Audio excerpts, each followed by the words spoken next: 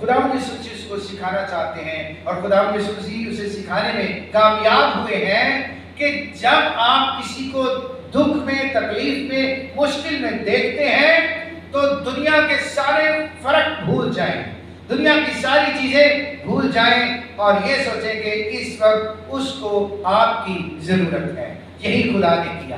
خدا بھول گیا کہ میں پاک ہوں، میں راست باز ہوں، میں بدی کو دیکھ نہیں سکتا۔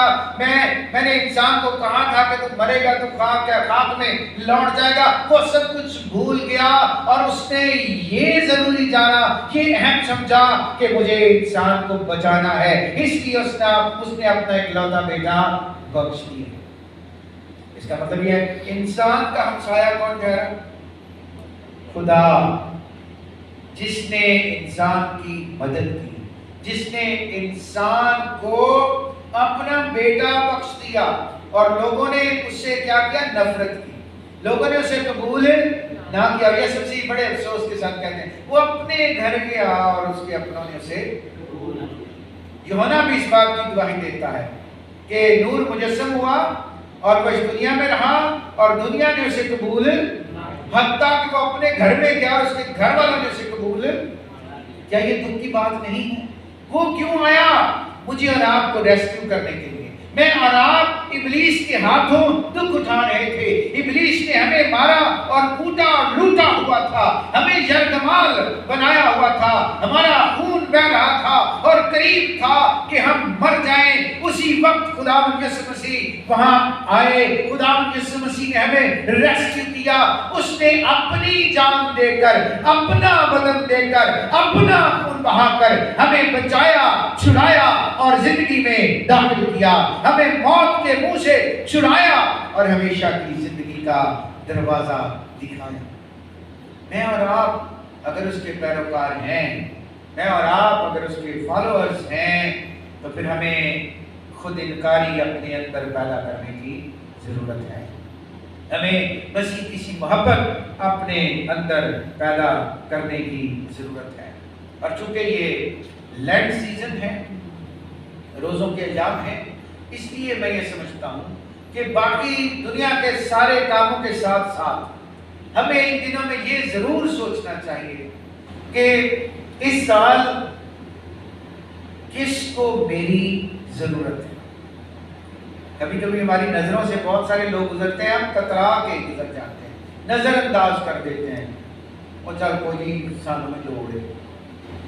ہمیں ایسا نہیں کرنا چاہیے۔ اس ایسٹر پہ جب آپ اپنے لیے کپڑے خریدتے ہیں، جوتے خریدتے ہیں، کچھ اور چیزیں لیتے ہیں، تو اس بات کو ضرور یاد رکھیں کہ اگر آپ تھوڑے سستے کپڑے پہن لیں گے اور باقی پیسوں سے آپ کسی اس شخص کے لیے جس کے پاس کپڑے نہیں ہیں، آپ اس کو کپڑے دلانے کا باعث بنیں گے، تو خدا کی نظر میں آپ سب سے زیادہ نیک ہیں۔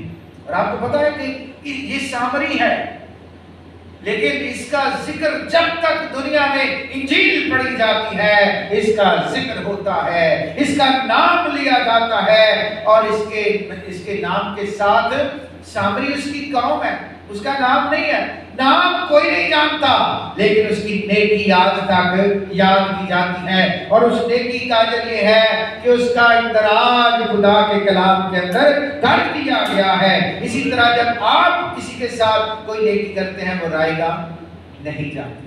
جب آپ خدا کی مرضی کو پورا کرتے ہیں تو وہ رائے گا نہیں جاتی، بلکہ وہ خدا کے حضور لکھی جاتی ہے، درج کی جاتی ہے، اور خداوند ضرور اس کا اجر آپ کو دے گا۔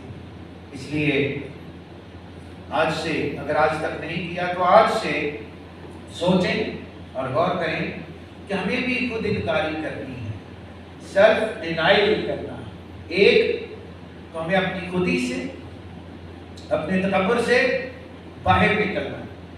جیسے میں نے شروع میں آپ سے کہا کہ وہ جو امیر شخص تھا، جب وہ کھڑکی کے شیشے میں سے دیکھتا ہے تو اسے باہر کے لوگ نظر آتے ہیں، جب آئینے میں دیکھتا ہے تو صرف اپنا آپ نظر آتا ہے۔ یہ جو وسائل ہیں، یہ جو دولت ہے، یہ صرف ہمیں اپنا آپ دکھاتی ہے، لیکن جب ہم اسے ہٹا کے اپنی آنکھوں کے سامنے سے دیکھیں گے تو ہمیں بہت سارے ضرورت مند نظر آئیں گے۔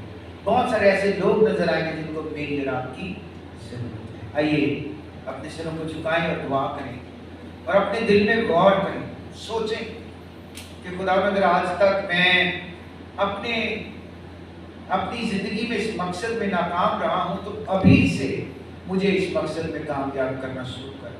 मुझे दिखा कि मेरा पड़ोसी कौन है, मैं आज तक समझने से कासिर हूँ, मुझे दिखा कि मैं किसकी मदद करूँ। और वो ज़रूर आपको दिखाएगा कि आपको किसके पास जाना है, किसकी मदद करनी है। बहुत सारे ऐसे लोग जो आज भी खुदा से दूर हैं, जो मसीह से दूर है, गुनाह की हालत में ज़िंदगी बसर करते हैं, वो भी हमारे पड़ोसी हैं। हमें उनके पास जाने की, उन्हें मसीह के बारे में बताने की ज़रूरत है, उन्हें मौत के मुंह में से निकालने की ज़रूरत है और उन्हें यीशु मसीह तक लाने और हमेशा की ज़िंदगी तक पहुंचाने की ज़रूरत है। खुदा हमें तौफीक बख्शे कि हम इसी तरह अपनी ज़िंदगी खुद इनकारी के साथ और जिम्मेदारी के साथ गुजारने वाले। आमीन।